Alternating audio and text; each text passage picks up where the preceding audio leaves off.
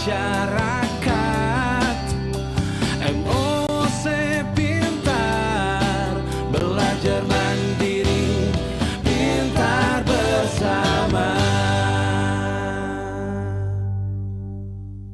Assalamualaikum warahmatullahi wabarakatuh. Halo Sobat Pelatihan, apa kabar? Perkenalkan, saya Rina Amtarina, saya dokter spesialis kedokteran jiwa atau psikiater. Saya akan membersamai Sobat Pelatihan dalam materi yang berjudul Dampak Bullying Terhadap Kesehatan Jiwa. Bagaimana Sobat Pelatihan? Apakah sudah siap? Yuk, kita mulai ya. Baiklah, sebagai outline dari materi saya ini terdiri atas pendahuluan, kemudian bullying, kemudian bystander dan bagaimana peran bystander terhadap lingkaran bullying. Kemudian yang terpenting adalah dampak bullying terhadap kesehatan jiwa atau kesehatan mental dan bagaimana cara kita mengintervensinya. Nah, dalam data-data epidemiologi menyebutkan bahwa sekolah itu merupakan komunitas yang paling sering atau beresiko untuk mengalami kejadian bullying dibandingkan komunitas yang lain. Dan dari data penelitian menyebutkan bahwa anak laki-laki beresiko lebih besar mengalami suatu kejadian bullying dibandingkan anak perempuan. Tetapi penelitian yang lain menyebutkan bahwa sebenarnya tidak ada perbedaan antara anak laki-laki ataupun anak perempuan dalam mengalami kejadian bullying. Apa sih bullying itu? Bullying adalah suatu serangkaian aksi negatif yang biasanya dilakukan oleh satu orang atau lebih atau sekelompok orang terhadap orang lain yang ditandai dengan ketidakseimbangan kekuatan dan biasanya tujuannya adalah mencari kekuasaan atau kekuatan. Bullying itu berasal dari kata bull atau sapi jantan yang artinya adalah kekuatan. Nah, bullying ini di beberapa negara ada menggunakan istilah-istilah yang berbeda, tetapi semuanya itu merujuk pada suatu kekuatan. Nah, tipe-tipe dari bullying ini ada macam-macam. Bullying ini ada yang sebenarnya dia adalah konflik ya, bagian dari konflik, tetapi konflik yang tidak normal. Konflik yang normal itu biasanya ditandai dengan keseimbangan kekuatan di antara dua belah pihak, dan biasanya tidak terjadi sesering mungkin dan hanya kebetulan, dan biasanya tidak melibatkan reaksi emosional yang kuat di antara kedua belah pihak.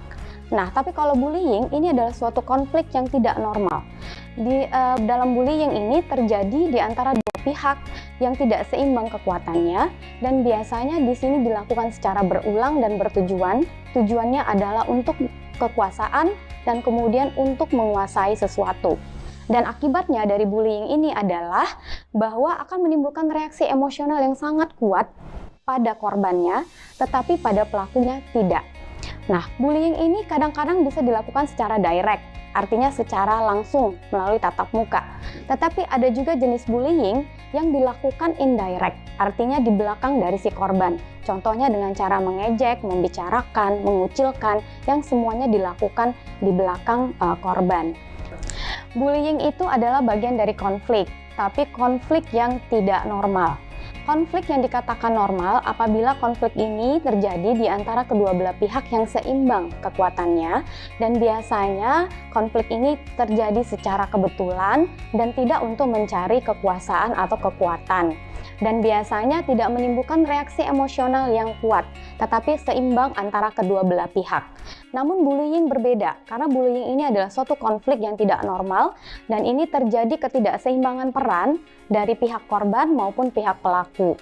Nah, tujuannya pun dilakukan untuk mencari kekuatan atau kekuasaan atau ingin menguasai sesuatu. Dan biasanya bullying ini akan berakibat kepada reaksi emosional yang sangat kuat di pihak korbannya, sedangkan pihak pelakunya tidak mengalami reaksi emosional ataupun hanya mengalami reaksi emosional yang minimal. Dan tujuannya ini akan menyebabkan dampak yang tidak menyenangkan bagi korban, karena biasanya korban akan menjadi pihak yang disalahkan atau pihak yang paling bersalah. Bullying itu dapat dilakukan secara direct, secara langsung melalui tatap muka. Tetapi ternyata ada jenis bullying lain yang bisa dilakukan secara indirect. Contohnya adalah membicarakan, mengucilkan, atau mengisolasi si korban tanpa korbannya mengetahui. Nah, ada berbagai macam jenis-jenis bullying atau kekerasan. Yang pertama adalah jenis kekerasan fisik. Nah, kekerasan fisik ini ditandai dengan menendang, mendorong, mengambil, atau merusak barang milik orang lain. Ada juga kekerasan yang dilakukan secara verbal. Verbal itu dengan cara mengejek, berkomentar yang tidak menyenangkan. Ada juga yang dilakukan secara mental, yaitu mengancam, mengintimidasi, dan melakukan pemerasan. Ada juga kekerasan yang secara sosial dengan cara menghasut atau mengucilkan. Nah, di dalam lingkaran bullying itu ada pihak pelaku, dan pihak pelaku biasanya sangat agresif. Kemudian pihak korban, nah tetapi ternyata ada satu pihak lagi, yaitu bystander. Jadi ada hubungan triadik yang terjadi di dalam peristiwa bullying. Bystander ini biasanya hanya pengamat atau penonton atau orang yang berada di tempat kejadian.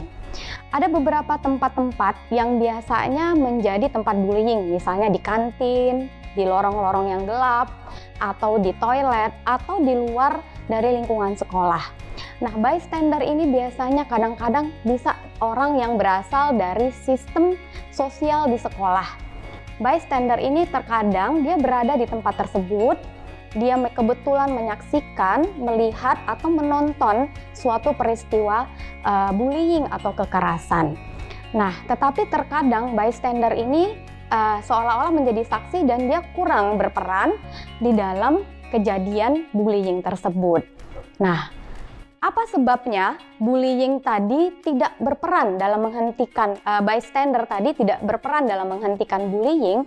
Pertama, kemungkinan ada rasa takut, ada rasa cemas, takut diintimidasi, khawatir bila dirinya akan menjadi sasaran atau target korban bully berikutnya. Kemudian, beberapa hal lagi yang menyebabkan itu karena merasa bahwa dia nggak perlu ikut campur. Jadi dia tidak mau bertanggung jawab, itu bukan urusannya. Ada beberapa lain anggapan bystander mengatakan bahwa mungkin itu adalah hukuman yang setimpal yang memang harus diterima oleh si korban sehingga dia membiarkan. Tetapi ada beberapa yang lain, bystander itu tidak mengetahui bahwa itu adalah bullying karena mereka tidak tahu bentuk bullying, definisi bullying, dan terkadang dia berpikir bahwa ini hanya lelucon atau hanya canda gurau atau ini hanya tradisi daripada siswa-siswa sekolah, siswa senior terhadap siswa junior. Oke, guru terkadang bisa tanpa sadar atau tidak sengaja bertindak sebagai bystander. Dalam benaknya guru, terkadang ada berpikir bahwa itu hanya lelucon, hanya canda atau bermain di antara siswa-siswa sekolah. Sehingga terkadang mereka menganggap bahwa itu bukan kejadian bullying. Nah, kemudian biasanya guru baru bertindak kalau sudah ada akibat yang nyata, contohnya cedera fisik. Nah, guru baru menyadari bahwa itu memang terjadi bullying di sekolah tersebut. Nah, terkadang ada juga beberapa guru yang khawatir jika mereka bereaksi terlalu berlebihan, itu justru akan membahayakan korban bully. Dan bahkan beberapa korban bully juga sangat takut sehingga dia terkadang tidak mau melaporkan hal tersebut kepada guru. Nah, apa dampaknya terhadap kesehatan jiwa? Jadi dari beberapa penelitian yang dilakukan, ternyata bullying ini sangat berdampak terhadap kesehatan jiwa atau mental remaja. Yang pertama adalah gangguan kecemasan. Kecemasan itu ditandai dengan rasa cemas yang berlebihan dan biasanya diikuti dengan jantung yang berdebar, gemetaran, sering keringat, kemudian mulai ada gangguan konsentrasi. Dan biasanya orang-orang yang menderita kecemasan ini sangat takut dan memilih untuk menghindar dari semua aktivitas, termasuk aktivitasnya di sekolah. Kemudian gangguan kesehatan mental yang lainnya yaitu adalah gangguan depresi. Depresi ini ditandai dengan rasa sedih yang mendalam, yang menetap, dan kemudian pada siswa itu bisa terdapat seperti tanda-tanda kehilangan minat, kehilangan rasa senang terhadap hal-hal yang biasa dia sukai. Kemudian kadang-kadang depresi itu bisa juga disertai dengan perasaan bersalah, perasaan tidak berguna, perasaan tidak pantas, dan kemudian ada gangguan konsentrasi, malas, merasa lelah yang kronis. Nah, Hal ini dapat mengakibatkan beberapa siswa itu mengalami prestasi belajar yang menurun. Nah, biasanya yang perlu kita waspadai adalah mulai ada gangguan konsentrasi, nilai-nilainya menurun, kemudian beberapa siswa tidak hadir dengan alasan yang tidak jelas di sekolah. Kemudian beberapa penelitian lain menyebutkan ada gangguan kesehatan mental yang lain yang kadang diderita, yaitu berupa reaksi stres akut.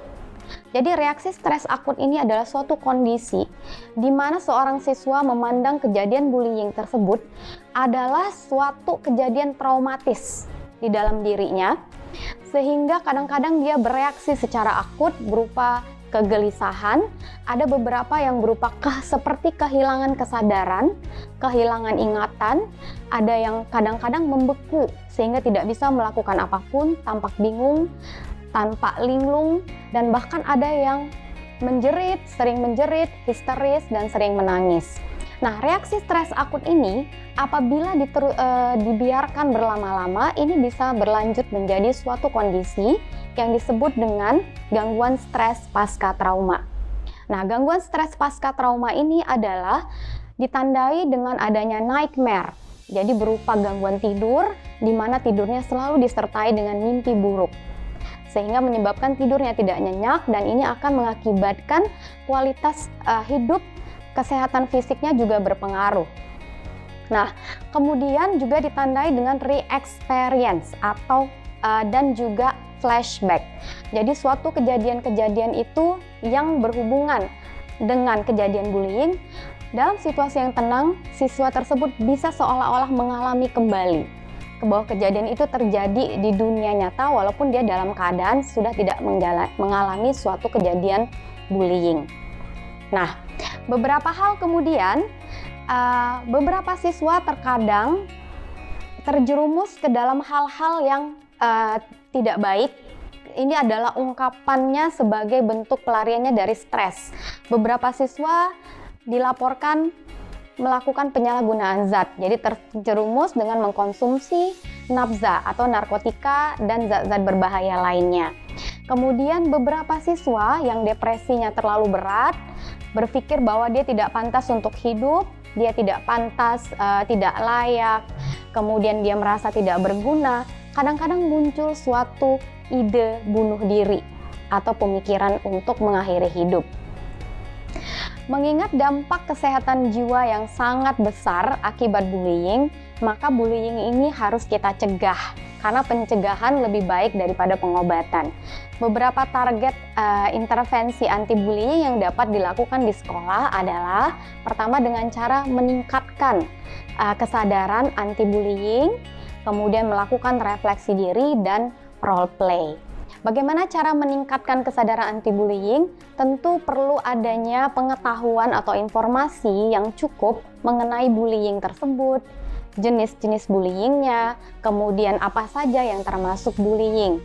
Dengan begitu, kesadaran tentang bullying itu dapat lebih ditingkatkan. Kemudian cara yang kedua adalah dengan cara refleksi diri.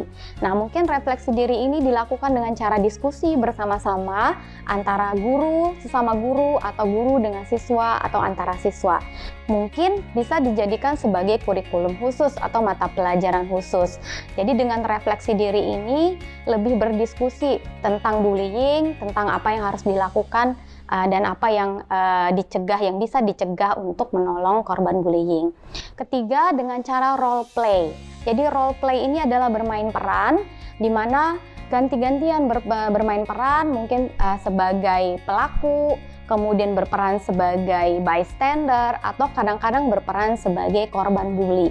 Nah, kemudian diikuti dengan bagaimana mengekspresikan perasaannya, apa yang dia rasakan ketika dia menjadi pelaku, kemudian apa yang dirasakannya ketika dia menjadi bystander, dan apa yang dirasakannya ketika dia menjadi si korban.